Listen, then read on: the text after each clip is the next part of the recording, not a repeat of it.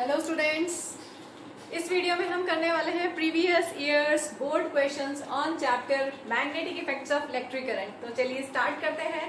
Question है ये MCQ question आया था पहले। इसमें दिया हुआ है the direction of force on a current carrying wire placed in a magnetic field depends on.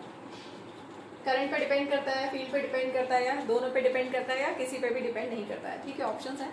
तो देखिए, डायरेक्शन ऑफ फोर्स अगर हमें फाइंड करना है तो हम यूज करते हैं कौन सा rule? Fleming's left hand rule. ठीक है, तो फ्लेमिंग्स लेफ्ट हैंड रूल में अगर आप एक बार बता देती हूँ क्योंकि आगे भी एक क्वेश्चन आएगा, तो फ्लेमिंग्स लेफ्ट हैंड रूल एक बार समझ लीजिए। लेफ्ट हैंड की हम fore finger, middle finger and thumb को स्ट्रेच करेंगे such that they are mutually perpendicular to each other. If fore finger points in the direction of magnetic field, central finger points in the direction of current, then thumb will point in the direction of motion of conductor या direction of force acting on the conductor। ठीक है, तो यहाँ पर पूछा है direction of force किस पे डिपेंड करेगा, तो वो डिपेंड करेगा फील्ड और करंट दोनों पे। ठीक है, direction of current as well as direction of field. So option C is correct. Next question, why does a compass needle deflect when brought near a current carrying wire? तो देखिए, अगर हमारे पास compass needle है और हमने उसको ऐसे ही रखा हुआ है, आसपास अगर कोई मैग्नेट नहीं है या करंट कैरिंग वायर नहीं है, तो इसमें it always points toward geographic north.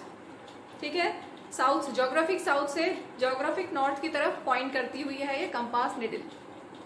ठीक है, ज्योग्राफिक साउथ से ज्योग्राफिक नॉर्थ की तरफ पॉइंट करती है कंपास निडल।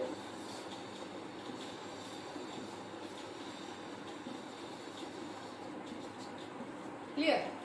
अब यहां पर क्या बोला है? When brought near a current carrying wire, इसको अगर कोई करंट कैरिंग वायर के पास में लेके आओगे आप, सपोज ये करंट कैरिंग वायर में करंट फ्लो हो रहा है, तो क्या होगा? इस करंट कैरिंग वायर के आसपास क्या बनता है? मैग्नेटिक फील्ड बनती है। पढ़ा है ना आपने, कंसेंट्रिक सर्कल्स की फॉर्म में। करंट कैरिंग वायर के आसपास अगर आप फील्ड लाइंस देखेंगे तो कैसी होंगी? In the form of concentric circles. तो इस मैग्नेटिक फील्ड की वजह से करंट कैरिंग वायर के आसपास जो मैग्नेटिक फील्ड बना है, मैग्नेटिक फील्ड डेवलप हुआ है, उसकी वजह से इस कंपास निडल में डिफ्लेक्शन आएगा। So magnetic field of current carrying wire exerts a force on this compass needle and this compass needle will get deflected। Clear? अच्छा, इसमें एक चीज छोटी सी, ये अपना आंसर तो हो गया, एक और छोटी सी चीज बता देती हूँ यहाँ पर। अगर आपके पास ये करंट कैरिंग वायर है, करंट ऐसे फ्लो हो रहा है, ठीक है, करंट फ्लो हो रहा है इस तरह से, तो आंसर हो गया पूरा। जस्ट थोड़ा सा extra, direction of magnetic field lines कैसे फाइंड करते हैं, बहुत कंफ्यूजन होता है ना आप लोगों को, होता है। चलो देखो, करंट ऐसे फ्लो हो रहा है, ठीक है, ऊपर की तरफ। ये जो हमने बनाया है ये टॉप व्यू है, टॉप व्यू है। करंट ऐसे फ्लो हो रहा है और आप ऐसे देख रहे हो, तो अब आपको फील्ड का डायरेक्शन कैसा दिख रहा है? देखो, अपने हाथ में करके देखो, पेन को होल्ड करो ऐसे और अपने हाथ में करके देखो कैसी मिलेगी फील्ड लाइंस। मुझे यहाँ पर मिल रही है एंटी क्लॉकवाइज। अगर करंट अपवर्ड जा रहा है, इस पर्टिकुलर केस में करंट ऐसे जा रहा है, जैसा जो मैंने यहाँ पर एग्जांपल लिया है, करंट अगर ऐसे फ्लो हो रहा है तो मैग्नेटिक फील्ड लाइंस का डायरेक्शन यहाँ पर आ रहा है एंटी क्लॉकवाइज। ठीक है, ठीक है। तो यहाँ पर क्वेश्चन में पूछा है कि मैग्नेटिक कंपास निडल में डिफ्लेक्शन क्यों आता है? क्योंकि करंट कैरिंग वायर के आसपास मैग्नेटिक फील्ड बनती है in the form of concentric circles, और उसकी वजह से इस कंपास निडल में डिफ्लेक्शन आता है। ठीक है, moving to next question, draw a label diagram to show the magnetic field lines of a current carrying straight conductor. Just इससे पहले वाले क्वेश्चन में मैंने आपको बताया था कि करंट कैरिंग वायर है तो उसके आसपास कंसेंट्रिक सर्कल्स की फॉर्म में मैग्नेटिक फील्ड बनती है। ठीक है, लेकिन यहाँ पे इन्होंने क्या बोला है? Well labelled diagram of magnetic field. तो हम इसको प्रॉपर बनाते हैं। करंट कैरिंग वायर है, इसको हम कनेक्ट करते हैं एक रियोस्टेट से। रियोस्टेट होता है वेरिएबल रेजिस्टेंस, इसमें आप रेजिस्टेंस को वेरी करेंगे, करंट वेरी होगा। ठीक है, साथ में हमने कनेक्ट किया है एमीटर। इसके बाद हम लगाते हैं बैटरी और एक की साथ में। अभी की क्लोज कर दी। जब की क्लोज किया तो करंट फ्लो होगा पॉजिटिव टर्मिनल से। ठीक है, करंट ऐसे फ्लो होगा, ये पॉजिटिव तो एमीटर का पॉजिटिव होता है, पता है ना। अगर बैटरी का पॉजिटिव होगा तो वो एमीटर के पॉजिटिव से कनेक्टेड होता है। ठीक है, इधर पॉजिटिव तो ये एमीटर का नेगेटिव, ये वेरिएबल रेजिस्टेंस वेरिएबल लेबल करने को बोला है ना, एमीटर, दिस इज बैटरी की। ठीक है, अब करंट ऐसे फ्लो होके जा रहा है इधर, मैंने पहले अपवर्ड करंट बताया था, अब यहाँ देखो करंट नीचे की तरफ जा रहा है, मतलब करंट का डायरेक्शन ये है। ठीक है, करंट ऐसे जा रहा है और आपको पता है करंट कैरिंग वायर के आसपास फील्ड लाइंस कैसी होती है, in the form of concentric circles. तो ये जो कंसेंट्रिक सर्कल्स बनेंगे, इनमें मैग्नेटिक फील्ड का डायरेक्शन क्या होगा, क्लॉकवाइज या एंटी क्लॉकवाइज, चेक कर लेते हैं। अगर करंट ऐसे फ्लो हो रहा है तो हम कौन सा रूल यूज करेंगे? 3 रूल्स है ना इस चैप्टर में, Fleming's left hand rule, Fleming's right hand rule और राइट हैंड थंब रूल। यहाँ पर आपके पास सिर्फ करंट का डायरेक्शन दिया हुआ है और मैग्नेटिक फील्ड का डायरेक्शन फाइंड करना है, तो क्या हो? हम यूज करेंगे right hand thumb rule, right. तो राइट हैंड थंब रूल में करंट आपके पास इस क्वेश्चन में हमने जो फिगर बनाया उसमें बैटरी इधर है, पॉजिटिव टर्मिनल से करंट फ्लो हो रहा है, कन्वेंशनल करंट फ्लो हो रहा है। ठीक है, तो करंट फ्लो होके ये करंट इधर डाउनवर्ड डायरेक्शन में इस वायर में, करंट कैरिंग वायर, सपोज ये X Y current carrying wire आपका, ठीक है, X Y current carrying wire, इसमें करंट इस तरह से फ्लो हो रहा है। तो करंट इस तरह से फ्लो हो रहा है, टॉप व्यू देखो, करंट अगर इस तरह से फ्लो हो रहा है तो आपको कैसा दिखाई देगा? ये देखो, अपने अपने हाथ में पेन से करके देखिए, करंट का डायरेक्शन मुझे मिल रहा है यहाँ पर क्लॉकवाइज। करंट का डायरेक्शन देखो करके, क्लॉकवाइज मिला सबको? मिल गया, वेरी गुड। तो ये क्लॉकवाइज करंट फ्लो हुआ और ये पूरा हमने लेबल कर दिया। Draw label diagram to show magnetic field lines of a current carrying wire. ठीक है, ये फील्ड लाइंस हो गई clockwise. Clear?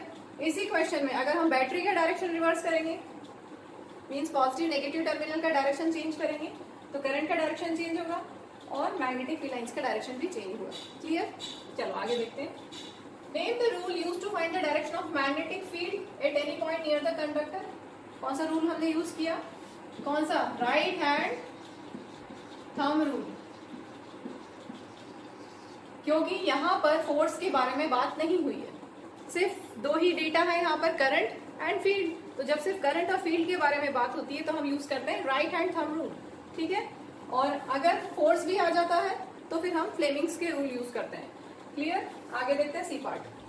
What happens to the compass needle when it is moved to a greater distance from the conductor?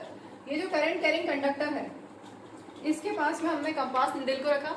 ये compass needle इस current carrying wire के आसपास हमने रखी। तो जब हम इसको दूर लेके जाएंगे तो इस कंपास निडल में क्या होगा? क्या होगा? पहले डिफ्लेक्शन ज्यादा आएगा क्योंकि near the current carrying wire magnetic field strong है। जैसे जैसे आप दूर जाओगे क्या होगा? मैग्नेटिक फील्ड वीक होती जाएगी, मैग्नेटिक फील्ड वीक होती जाएगी तो कंपास निडल में डिफ्लेक्शन कम होता जाएगा। So what happens to the compass needle? तो deflection decreases, deflection in compass needle decreases. उसका एक और आप रीजन दे सकते हो, एक फॉर्मूला होता है मैग्नेटिक फील्ड का, 12th क्लास में पढ़ेंगे आप। करंट कैरिंग वायर के आसपास जो मैग्नेटिक फील्ड होती है उसका फॉर्मूला होता है म्यू नॉट NI/2πr। इसमें अभी आपका काम का है नंबर ऑफ टर्न्स, ये पता होना चाहिए। N है number of turns, I is current and R is distance from the current carrying conductor. तो आप क्लियरली इस फॉर्मूले से देख सकते हैं B is inversely proportional to R, right? Means if distance increases then magnetic field decreases, and if distance decreases then magnetic field increases। ठीक है, तो अगर आप ऐसे ही जनरल लॉजिक भी लगाओ तो करंट कैरिंग वायर के आसपास मैग्नेटिक फील्ड ज्यादा होगी, दूर जाते जाओगे तो मैग्नेटिक फील्ड स्ट्रेंथ कम होती जाएगी। अगर मैग्नेटिक फील्ड स्ट्रेंथ कम होती जाएगी तो कंपास निडल में डिफ्लेक्शन कम होता जाएगा। ठीक है, clear? Moving to next question. State 2 ways by which the strength of an electromagnet is increased. तो पहले इलेक्ट्रोमैग्नेट पता है ना, इलेक्ट्रोमैग्नेट मीन्स जब तक इलेक्ट्रिसिटी पास हो रही है तब तक वो magnetic substance behaves like a magnet.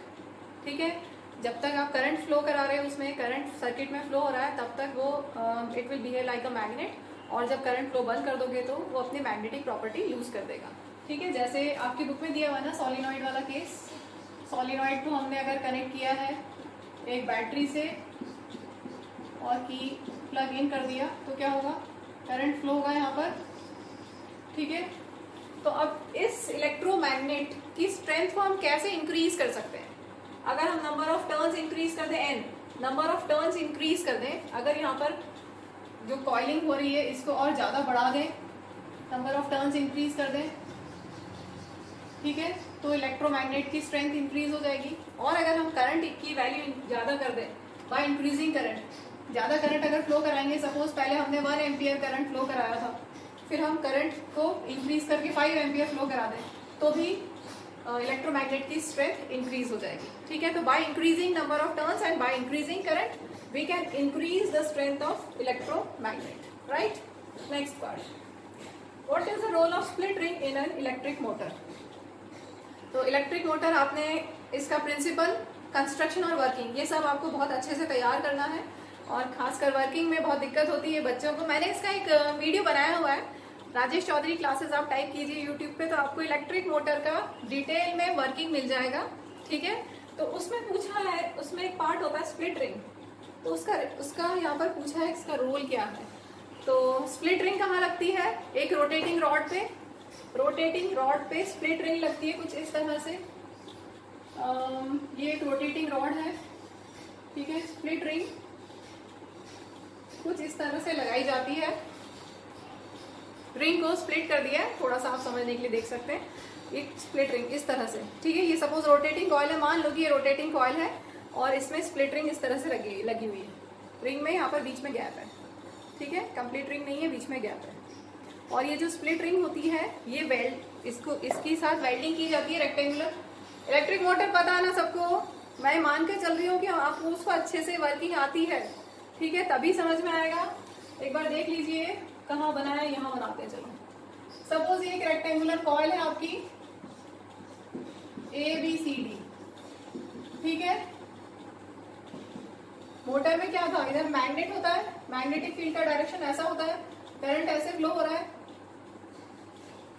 थोड़ा ठीक करते हैं फिगर को, परपेंडिकुलर लेंगे तभी फोर्स मैक्सिमम मिलेगा हमें। ये एक रेक्टेंगुलर कॉइल है ABCD, और इधर मैग्नेटिक, यहाँ पर मैग्नेट लगाए हुए, कर्व्ड मैग्नेट्स लगाए हुए, सच दैट मैग्नेटिक फील्ड का डायरेक्शन ये है, ये डी मैग्नेटिक फील्ड का डायरेक्शन हो गया, ठीक है। करंट का डायरेक्शन AB कॉइल में ऊपर की तरफ, CD कॉइल में नीचे की तरफ। यहाँ पर हम लगाते हैं स्प्लिट रिंग, एक रोटेटिंग कॉइल के साथ में। यहाँ पे एक रोटेटिंग कॉइल होगी जो इस ABCD के साथ रोटेट करेगी, ठीक है। रोटेटिंग रॉड होगी, कॉइल नहीं सॉरी, रोटेटिंग रॉड होगी जो ABCD के साथ रोटेट करेगी। और इस स्प्लिट रिंग के साथ में यहाँ पे क्या अटैच है, ब्रशेस जो सिर्फ टच किए हुए, ठीक है। जो सिर्फ ये जो स्प्लिट रिंग है, सपोज ये इसका P पार्ट है, सपोज ये P है, ठीक है, जैसा कि आपकी बुक में दिया हुआ है, इधर P और इधर Q, और ये A से अटैच है ABCD कॉइल, ठीक है। इस तरह से कंफ्यूजन तो नहीं हो रहा। तो P पार्ट A से अटैच है और Q पार्ट D से अटैच है, ABCD। A part split ring का P पार्ट A से अटैच है और स्प्लिट रिंग का Q पार्ट D से अटैच है, तो वो अटैच्ड ही रहेंगे, वो वेल्डिंग की हुई होगी, ठीक है। लेकिन जो ब्रशेस होंगे वो सिर्फ टच किए हुए हैं। तो जब इसमें रोटेशन होगा, कॉइल में रोटेशन होगा, तो ये इस तरह से जब रोटेट करेगी तो क्या होगा, करंट का डायरेक्शन रिवर्स हो जाएगा। डिटेल आप उसमें देख लीजिएगा इलेक्ट्रिक मोटर की वर्किंग में। तो जो स्प्लिट रिंग होती है ये क्या करती है, split ring it acts as commutator. सबसे मेन चीज बहुत ध्यान रखिए, इट एक्ट्स एज कम्यूटेटर का मतलब it reverses the direction of flow of current, ठीक है। पहले ABCD, पहले करंट ऐसे जा रहा था, A से B, B से C और C से D, और हाफ रोटेशन के बाद क्या होगा, Q इस साइड आ जाएगा और P इस साइड आ जाएगा, ठीक है, स्प्लिट रिंग। और हाफ रोटेशन के बाद ये भी चेंज हो जाएगा, DCBA, ठीक है। तो क्या होगा, वो एंश्योर करेगा, जो ब्रशेस है, एक और चीज, ब्रशेस जो है वो एंश्योर करेंगे कि कांटेक्ट बना रहे और करंट फ्लो होता रहे। क्या, जो कार्बन ब्रशेस अटैच होते हैं इसके साथ, स्प्लिट रिंग के साथ, जो कार्बन ब्रशेस आपकी बुक में दी XY, कार्बन ब्रशेस क्या करते हैं, दे एंश्योर कांटेक्ट और करंट फ्लो होता रहे, ठीक है। और स्प्लिट रिंग क्या करती है, it reverses the direction of flow of current. पहले करंट कैसे जा रहा था, ए से बी, बी से सी, सी से डी जा रहा था, ठीक है। और हाफ रोटेशन के बाद क्या होगा, हाफ रोटेशन के बाद करंट का डायरेक्शन रिवर्स हो गया, डी सी बी ए। तो किसने किया, स्प्लिट रिंग ने। Split ring it acts as commutator and it reverses the direction of flow of current, ठीक है। आगे देखते हैं नेक्स्ट क्वेश्चन। नेक्स्ट पार्ट है name any one method to induce current in a coil. तो ऐसे तो इसके 3 मेथड है, आपकी बुक में 2 दिए हुए हैं, तो मैंने यहाँ पे लिखे हैं। करंट को इंड्यूस करना है किसी भी कॉइल में, तो क्या करेंगे हम, relative motion between coil and magnet. जैसा कि आपकी बुक में दिया हुआ है, एक करंट कैरिंग एक कॉइल है, एक कॉइल है और एक मैग्नेट, सपोज इस तरह का, ठीक है। तो अगर हम कॉइल, अगर मैग्नेट एक स्टेशनरी कॉइल है और मैग्नेट उसकी तरफ लेके आएंगे तो इस कॉइल में करंट इंड्यूस होगा। मैग्नेट को दूर लेके जाएंगे तब करंट इंड्यूस होगा। जब हम रुके हुए तब नहीं होगा, मूविंग मोशन होना चाहिए, या फिर मैग्नेट में मोशन हो या कॉइल में मोशन हो, इसलिए मैंने लिख दिया रिलेटिव मोशन। कॉइल में मोशन हो और मैग्नेट स्टेशनरी हो तब भी करंट इंड्यूस होगा, और मैग्नेट मूव करे और कॉइल स्टेशनरी हो तब भी करंट इंड्यूस होगा। तो हम एज अ होल बोल सकते हैं, अगर रिलेटिव मोशन हो बिटवीन कॉइल एंड मैग्नेट तो करंट इंड्यूस होता है इन द कॉइल, ठीक है। और दूसरा, by changing current continuously in another coil kept near it. जैसा कि आपकी बुक में दिया हुआ है, कहाँ बनाएं, बोर्ड तो फिल हो गया पूरा, चलो यहाँ बनाते हैं। आपकी बुक में दिया है ना कुछ इस तरह से, एक प्राइमरी कॉइल है, एक सिलेंड्रिकल रोल था और उसी के ऊपर इसको तो हमने कनेक्ट कर दिया था बैटरी से, याद आया सबको। और इसी के पास में एक और हमने लिया है सेकेंडरी कॉइल, जिसको हमने कनेक्ट किया गैल्वेनोमीटर से, ठीक है। तो अगर हम इसमें करंट चेंज करेंगे तो उसके पास वाली कॉइल में करंट इंड्यूस होगा, ठीक है। जिसमें ज्यादा नंबर ऑफ टर्न्स है, जैसा आपकी बुक में दिया 100 टर्न्स है, इसको बोलेंगे प्राइमरी कॉइल। और उसके पास में जो लगा, प्राइमरी कॉइल में करंट फ्लो हम कराएंगे और उसके पास में जो कॉइल है that is called secondary coil, ठीक है। तो प्राइमरी कॉइल में जब हम करंट चेंज करेंगे, करंट चेंज करेंगे मतलब जैसे पहले करंट फ्लो नहीं हो रहा, प्लग इन किया, की लगा दे, प्लग इन किया तो क्या हुआ, जैसे ही आप प्लग इन करोगे तो करंट फ्लो हुआ, यहाँ पर करंट फ्लो हुआ तो इसके आसपास मैग्नेटिक फील्ड लाइंस में चेंज होगा, इसके आसपास मैग्नेटिक फील्ड लाइंस में चेंज होगा, तो उसके पास में, जस्ट उसके पास में सेकेंडरी कॉइल है, उसमें भी मैग्नेटिक फील्ड लाइंस में चेंज होगा और उसकी वजह से यहाँ पर करंट इंड्यूस होगा। कैसे पता चलेगा, गैल्वेनोमीटर लगाया। गैल्वेनोमीटर एक ऐसा इंस्ट्रूमेंट होता है which can detect even very very small current. Ammeter से हम क्या करते हैं, मेजर करते हैं करंट। देखो ध्यान से बच्चों, एमीटर से हम क्या करते हैं, करंट को मेजर करते हैं। We measure the value of current, कितना करंट फ्लो हो रहा है सर्किट में। और अगर गैल्वेनोमीटर आपने लगाया तो गैल्वेनोमीटर में डिफ्लेक्शन आएगा निडल में, तो क्या करता है, ये स्मॉल करंट को भी डिटेक्ट कर लेता है। तो यहाँ पे तो करंट इंड्यूस होगा ना, बहुत स्मॉल करंट ही इंड्यूस होगा, तो डिफ्लेक्शन गैल्वेनोमीटर में आ जाएगा। अगर गैल्वेनोमीटर में डिफ्लेक्शन आया, इसका मतलब कि सेकेंडरी कॉइल में करंट इंड्यूस हुआ, ठीक है, समझ में आ गया। तो जैसे ही आपने स्विच ऑन किया तब यहाँ पर गैल्वेनोमीटर में डिफ्लेक्शन आएगा। अब जब कांस्टेंट करंट हो गया, सपोज 2 एम्पियर का करंट फ्लो हो रहा है, ठीक है, तो जब उस ड्यूरेशन में जब तक 2 एम्पियर का करंट फ्लो हो रहा है तब तक कोई डिफ्लेक्शन नहीं आएगा, तब करंट इंड्यूस नहीं हुआ। अब जैसे स्विच ऑफ करोगे, जिस मोमेंट पे स्विच ऑफ करोगे तब फिर से यहाँ डिफ्लेक्शन आएगा। तो जब हमने स्विच ऑन किया तब क्या हुआ, करंट फ्लो हुआ सर्किट में। जैसे ही आपने स्विच ऑन किया तो मैग्नेटिक फील्ड लाइंस में चेंज हुआ, मैग्नेटिक फील्ड लाइंस में यहाँ चेंज होने से यहाँ चेंज हुआ, करंट इंड्यूस हुआ, ठीक है, सेकेंडरी कॉइल में करंट इंड्यूस हुआ। जब कांस्टेंट करंट फ्लो करेगा तब कुछ नहीं होगा, there will be no deflection. जैसे ही वापस जब स्विच ऑफ करेंगे उस टाइम पे फिर से डिफ्लेक्शन आएगा यहाँ पर, क्लियर।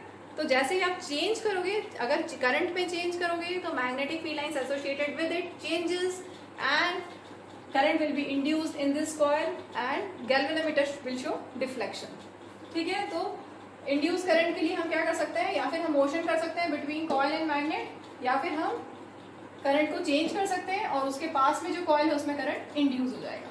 क्लियर बच्चों, चलिए next question. Give 2 factors on which the magnetic field produced by a current carrying solenoid depends. तो करंट ये ले लें, सोलिनॉइड बना लें इसको, current carrying solenoid.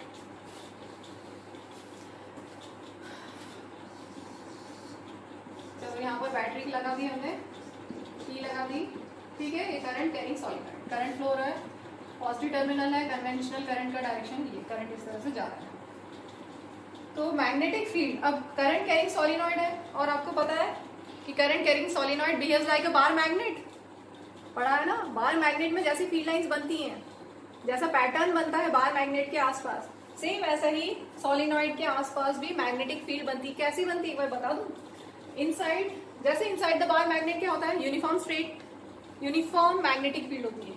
Bar magnet के अंदर में, चलो इधर साउथ ले लें, इधर नॉर्थ ले लें। इनसाइड द बार मैग्नेट आपको पता है ना, यूनिफॉर्म मैग्नेटिक फील्ड साउथ से नॉर्थ की तरफ होती है ना, uniform magnetic field inside the bar magnet, south से नॉर्थ। और बाहर की तरफ देखेंगे तो नॉर्थ से साउथ की तरफ जाती है, नॉर्थ से इमर्ज होती है, साउथ में मर्ज होती है ना। नॉर्थ से emerge from north pole and merge toward south pole, ये साउथ में अंदर घुस गई, ठीक है। तो इसी तरह से आप बना सकते हैं, पैटर्न बना सकते हैं, थोड़ा सा बना देती हूँ। नॉर्थ से इमर्ज होंगी, नॉर्थ से निकल रही है और जाके साउथ में घुस रही है, साउथ में मर्ज हो रही है। Magnetic field lines around the bar magnet, inside the bar magnet क्या होगा, यूनिफॉर्म होगी, स्ट्रेट लाइन से शो करते हैं, पैरेलल स्ट्रेट लाइन से शो करते हैं। और आउटसाइड नॉर्थ से इमर्ज होती है और साउथ में मर्ज होती है। सेम वैसा ही सोलिनॉइड में होता है। सोलिनॉइड में inside the solenoid parallel straight line, ठीक है, और बाहर इसी तरह का पैटर्न बनेगा। बना लोगे ना बच्चों, बना हुआ है आपकी बुक में, आप सबने बना रखा है, इस तरह से कुछ बनेगा। तो यहाँ क्वेश्चन है, give two factors on which magnetic field depend. ये जो मैग्नेटिक फील्ड है किस पे डिपेंड करती है। तो इसके लिए फॉर्मूला होता है B = μ0 Ni। फॉर्मूला आप 12th में पढ़ेंगे, डेरिवेशन भी पढ़ेंगे। अभी सिर्फ समझ लो कि जो मैग्नेटिक फील्ड है, B से डिनोट करते हैं मैग्नेटिक फील्ड को, it is directly proportional to number of turns. अगर सॉलिनॉइड में नंबर ऑफ टर्न्स इंक्रीज करेंगे तो मैग्नेटिक फील्ड इंक्रीज होगी, राइट। और magnetic field is directly proportional to current flowing through the solenoid. Current increase करेंगे तो magnetic field strength increase होगी। So magnetic field किस किस पे डिपेंड करती है, टू फैक्टर्स क्या होगा, number of turns and current, ठीक है। Moving to next question, right one application for Fleming's left hand rule and other part is Fleming's right hand rule, ठीक है। आंसर आपको पता है ना। फ्लेमिंग्स लेफ्ट हैंड रूल के लिए क्या होता है, हम मोटर में यूज करते हैं ना फ्लेमिंग्स लेफ्ट हैंड रूल, अभी बताती हूँ। इस साल तो वैसे आपके सिलेबस में सिर्फ मोटर है, जनरेटर अभी इस साल के बच्चों के लिए नहीं है, लेकिन वैसे पता होना चाहिए, अच्छी बात है। पता है तो बहुत अच्छी बात है, वेरी गुड। वैसे आपके इस साल में मोटर का ही डिटेल में है। तो हमें बताना है एप्लीकेशन, लेफ्ट हैंड रूल हम मोटर में यूज करते हैं ना, अभी बताया था इससे पहले, जस्ट थोड़ा सा बताया था ना। एक रेक्टेंगुलर कॉइल होती है, वो मैग्नेटिक फील्ड में रखी हुई है और उसमें करंट फ्लो होगा तो क्या होगा, वो जो कॉइल है उसमें मोशन होगा, कॉइल विल रोटेट कंटिन्यूअसली, ठीक है। तो फ्लेमिंग्स लेफ्ट हैंड रूल में क्या होता है ये समझ लें एक बार। फ्लेमिंग्स लेफ्ट हैंड रूल में स्ट्रेच करेंगे your fore finger, middle finger and thumb such that they are mutually perpendicular to each other. अभी इसी वीडियो में मैंने बताया वैसे, ठीक है। Such that they are mutually perpendicular to each other if forefinger points in the direction of field, center finger points in the direction of current, then thumb will point in the direction of motion of conductor या direction of force acting on the conductor, ठीक है। तो अगर आपके पास field है, current है, तो आप फोर्स का डायरेक्शन फाइंड कर सकते हैं। फील्ड ऑफ करंट है तो फोर्स का डायरेक्शन फाइंड कर सकते हैं, force acting on the conductor by using Fleming's left hand rule. और एक और चीज, फ्लेमिंग्स लेफ्ट हैंड रूल और कब यूज हो सकता है, अगर आपके पास करंट का डायरेक्शन है और फोर्स का डायरेक्शन है, तब फील्ड का डायरेक्शन भी फाइंड कर सकते हैं उससे। तो फ्लेमिंग्स लेफ्ट हैंड रूल से हम फोर्स का डायरेक्शन फाइंड कर सकते हैं if you know the direction of current and field, and you can also find the direction of magnetic field if you know the direction of current and direction of force acting on the conductor, ठीक है। तो ये तो हो गया Fleming's left hand rule के लिए। और मोटर का पूरा वर्किंग इसी पे बेस्ड है, ठीक है, पढ़ा हुआ है। आगे Fleming's right hand rule generator में यूज करते हैं। जनरेटर में फ्लेमिंग्स राइट हैंड रूल के अकॉर्डिंगली क्या है, राइट हैंड में सेम वैसे ही स्ट्रेच करेंगे आप fore finger, middle finger and thumb such that they are mutually perpendicular to each other. If forefinger points in the direction of field, thumb points in the direction of force acting on the conductor, then middle finger or central finger will give you the direction of induced current. तो यहाँ पर हमें मिलता है direction of induced current, ठीक है। Current induce होता है, उसका डायरेक्शन हम फाइंड कर सकते हैं फ्लेमिंग्स राइट हैंड रूल से, और उस कंसेप्ट को यूज करते हैं जनरेटर में, ठीक है। आगे बढ़ते हैं। The magnetic field in a given region is uniform, very strong, very weak. Question मैं पूरा लिखना भूल गई। आगे है draw a diagram for each case, ठीक है। डायग्राम बनाना है हमें, तो चलिए बनाते हैं। आता है ना, रिवीजन करवा रही हूँ बेसिकली। यूनिफॉर्म मैग्नेटिक फील्ड तो पता है, ठीक है। एक रीजन ले लिया हमने, चलो तीनों केस के लिए रीजन ले लेते हैं। एक रीजन आपके पास, सबके पास गिवन रीजन है, और आपको बनाना है मैग्नेटिक फील्ड। तो यूनिफॉर्म मैग्नेटिक फील्ड के लिए क्या होता है, पैरेलल स्ट्रेट लाइंस, ठीक है। यस और नो बोलोगे मैम, यस नो कैसे बोले हम, हाँ चलो समझ में आ गया। यूनिफॉर्म मैग्नेटिक फील्ड को ऐसे शो करते हैं। अब आपको स्ट्रॉन्ग मैग्नेटिक फील्ड दिखानी है। स्ट्रॉन्ग मैग्नेटिक फील्ड मतलब पास पास होना चाहिए, जो फील्ड लाइन से हो, क्राउडेड होनी चाहिए, चाहे वो इस तरह से हो, या अगर बार मैग्नेट में हो तो इधर क्राउडेड होती है ना,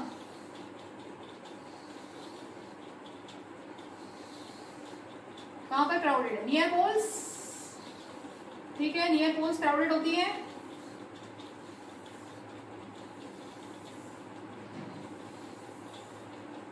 ठीक है, तो आप ये दिखा सकते हो इस तरह से, ये क्राउडेड है, यहाँ पर स्ट्रॉन्ग है, यहाँ पर स्ट्रॉन्ग है, यहाँ स्ट्रॉन्ग है, उसको हमने यहाँ पे बना दिया पास पास, मैग्नेटिक फील्ड लाइंस को पास पास बना दिया। क्लियर। स्ट्रॉन्ग मैग्नेटिक फील्ड कहाँ होती है, अगर बाहर मैग्नेट लो तो नियर द पोल्स स्ट्रॉन्ग होती है, और जैसे जैसे आप मैग्नेट से दूर जाते हो तो मैग्नेटिक फील्ड स्ट्रेंथ कम होती जाती है, और मैग्नेटिक फील्ड लाइंस के जो कर्व है वो बड़े होते जाते हैं, ठीक है। तो ये स्ट्रॉन्ग मैग्नेटिक फील्ड, जब फील्ड लाइंस बहुत पास पास होगी तो स्ट्रॉन्ग मैग्नेटिक फील्ड, और वीक मैग्नेटिक फील्ड शो करना है, ठीक है। फील्ड लाइंस को दूर दूर कर दो। क्लियर, मजा आ रहा है, मजा आ रहा है बच्चों। Moving to next question, last question of this video. Question में है define a magnetic field line. हमने पूरे चैप्टर में मैग्नेटिक फील्ड लाइंस बार बार पढ़ी है। मैग्नेटिक फील्ड लाइंस स्ट्रेट हो सकती है, कर्व हो सकती है, तो एक मैग्नेटिक फील्ड लाइन के बारे में आप क्या कहते हैं, imaginary directed line. Magnetic field lines imaginary lines होती है। एक्चुअल में अगर आप बार मैग्नेट देखोगे तो बार मैग्नेट के आसपास फील्ड लाइंस थोड़ी दिखती हैं, इमेजिनरी लाइंस हैं। लेकिन अगर आप बार मैग्नेट के आसपास अगर आयरन फिलिंग्स को स्प्रिंकल करते हो तो वो डेफिनेट पैटर्न में ओरिएंटेशन हो जाता है उसका। तो वो जो डेफिनेट ओरिएंटेशन हुआ मैग्नेटिक आयरन फिलिंग्स का, वही है imaginary lines, imaginary field lines. तो मैग्नेटिक फील्ड लाइन क्या है, imaginary directed line in a magnetic field, the tangent of which at any point will give the field direction at that point. इसको समझ लेते हैं हम। अगर आपके पास सपोज एक एग्जांपल लेते हैं, करंट कैरिंग वायर है, बहुत बार अभी समझा चुकी हूँ मैं। करंट कैरिंग वायर है, करंट फ्लो है, ठीक है, उसके आसपास मैग्नेटिक फील्ड बना, मैग्नेटिक फील्ड बना in the form of concentric circles.